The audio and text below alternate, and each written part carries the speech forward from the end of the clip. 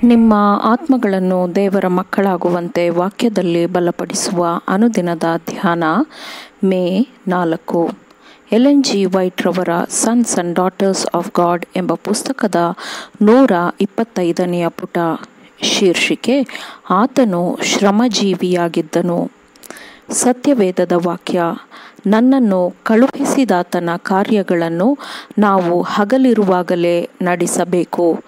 ರಾತ್ರಿ ಬರುತ್ತದೆ, ಅದು ಬಂದ ಮೇಲೆ ಯಾರೂ ಕೆಲಸ ಮಾಡಲಾರರು.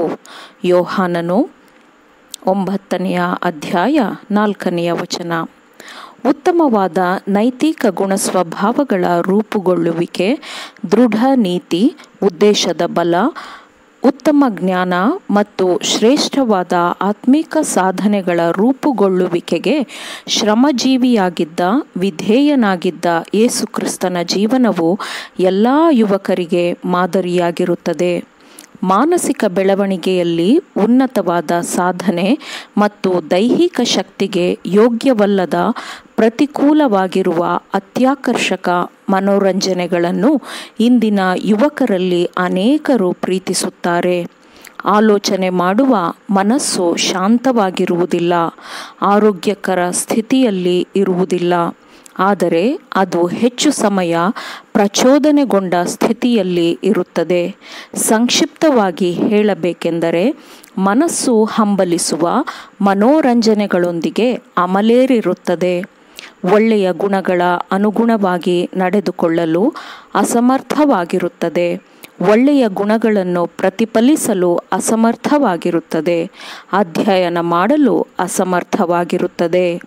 ಹೆತ್ತವರ ಮೇಲೆ ಗೌರವವನ್ನು ಕಾಪಾಡಿಕೊಳ್ಳದ ಮತ್ತು ತಮ್ಮ ಒಳಿತಿಗಾಗಿಯೇ ಪ್ರೀತಿಯನ್ನು ಪಾಲಿಸದ ಯುವಕರು ನಿಜವಾದ ಸಂತೋಷವನ್ನು ಅನುಭವಿಸಲು ಸಾಧ್ಯವಿಲ್ಲ. ವ್ಯರ್ಥ ಮನೋರಂಜನೆಗಳ ಮೇಲಿನ ಪ್ರೀತಿಯು ಮನಸ್ಸಿನ ಆರೋಗ್ಯವನ್ನು ಕಡಿಮೆಗೊಳಿಸುತ್ತದೆ. ಯುವಕರಲ್ಲಿ ಆತ್ಮನಿಯಂತ್ರಣ ಮತ್ತು ದೃಢವಾದ ತತ್ವನೀತಿಯು ಕಡಿಮೆಯಾಗುವಂತೆ ನೈತಿಕ ಬಲವನ್ನು ದುರ್ಬಲಗೊಳಿಸುತ್ತದೆ. ಶೋಧನೆಗಳನ್ನು ಆಹ್ವಾನಿಸುವಂತಹ ಯಾವ ಆಲಸಿ ಸಮಯ ಅಥವಾ ವ್ಯರ್ಥವಾದ ಸಮಯ ಕ್ರಿಸ್ತನ ಪರಿಶ್ರಮದ ಜೀವನದಲ್ಲಿ ಇರಲಿಲ್ಲ. ಭ್ರಷ್ಟ ಗೆಳೆತನಕ್ಕೆ ಎಡೆ ಮಾಡಿಕೊಡುವಂತಹ ಯಾವುದೇ ಗುರಿ ಇರದ ಸಮಯವಿರಲಿಲ್ಲ. ಸಾಧ್ಯವಾದಷ್ಟು ಮಟ್ಟಿಗೆ ಶೋಧಕನಿಗೆ ತನ್ನ ಕದಗಳನ್ನು ಕ್ರಿಸ್ತನು ಮುಚ್ಚಿರುತ್ತಿದ್ದನು.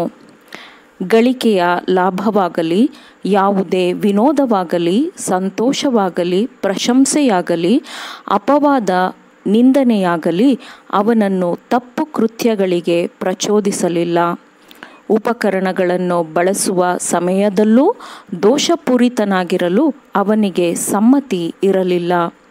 ಗುಣಸ್ವಭಾವದಲ್ಲಿ ಪರಿಪೂರ್ಣನಾಗಿದ್ದಂತೆ ಒಬ್ಬ ಕೆಲಸಗಾರನಾಗಿಯೂ ಆತನು ಪರಿಪೂರ್ಣನಾಗಿದ್ದನು. ತನ್ನ ಸ್ವಂತ ಉದಾಹರಣೆಯ ಮೂಲಕ ಕ್ರಿಸ್ತನು ಶ್ರಮಶೀಲರಾಗಿರುವುದು ನಮ್ಮ ಕರ್ತವ್ಯ, ನಮ್ಮ ಕೆಲಸವು ನಿಖರವಾಗಿಯೂ ಪೂರ್ಣವಾಗಿಯೂ ಇರಬೇಕು, ಕೆಲಸವನ್ನು ನಿಷ್ಠೆಯಿಂದ ನಿರ್ವಹಿಸಬೇಕು ಎಂದು ನಮಗೆ ತೋರಿಸಿಕೊಟ್ಟಿದ್ದಾನೆ ಮತ್ತು ಅಂತಹ ಕೆಲಸವು ಮನ್ನಣೆ ಪಡೆಯುತ್ತದೆ ಎಂದು ತೋರಿಸಿಕೊಟ್ಟಿದ್ದಾನೆ. ಕೈಗಳು ಉಪಯುಕ್ತವಾಗುವಂತೆ ತರಬೇತು ಕೊಡುವ ಮತ್ತು ತಮ್ಮ ಪಾಲಿನ ಜೀವನದ ಹೊರೆಯನ್ನು ಹೊರಲು ಯುವಕರಿಗೆ ತರಬೇತಿ ನೀಡುವ ಅಭ್ಯಾಸಗಳು ದೈಹಿಕ ಬಲವನ್ನು ಕೊಡುವುದಲ್ಲದೆ ದೇಹದ ಪ್ರತಿಯೊಂದು ಕಾರ್ಯಭಾರಿಗಳನ್ನು ಅಭಿವೃದ್ಧಿಪಡಿಸುತ್ತದೆ. ದೇವರು ಕೆಲಸವನ್ನು ಆಶೀರ್ವಾದದಾಯಕವೆಂದು ರೂಪಿಸಿದ್ದಾನೆ ಮತ್ತು ಶ್ರದ್ಧೆಯಿಂದ ಕೆಲಸ ಮಾಡುವ ಕೆಲಸಗಾರನಿಗೆ ಮಾತ್ರ ನಿಜವಾದ ಕೀರ್ತಿ ಮತ್ತು ಜೀವನದ ಸಂತೋಷವು ಸಿಗುತ್ತದೆ. ಆಮೇನ್. ದೇವರ ವಾಕ್ಯಗಳನ್ನು ಶ್ರದ್ಧೆಯಿಂದ ಆಲಿಸುವವರು, ಪಾಲಿಸುವವರು ಆಗಬೇಕೆಂದು ನಿಮ್ಮನ್ನು ಉತ್ತೇಜಿಸುತ್ತೇನೆ. ಪರಿಶುದ್ಧಾತ್ಮನ ಸಹಾಯದಿಂದ ಆಲಿಸಿದ ನಿಮ್ಮೆಲ್ಲರಿಗೂ ಧನ್ಯವಾದಗಳು. ಮತ್ತೆ ದೈನಂದಿನ ಧ್ಯಾನಕ್ಕಾಗಿ ನಾಳೆ ಸಂಧಿಸೋಣ. ಆಮೇನ್.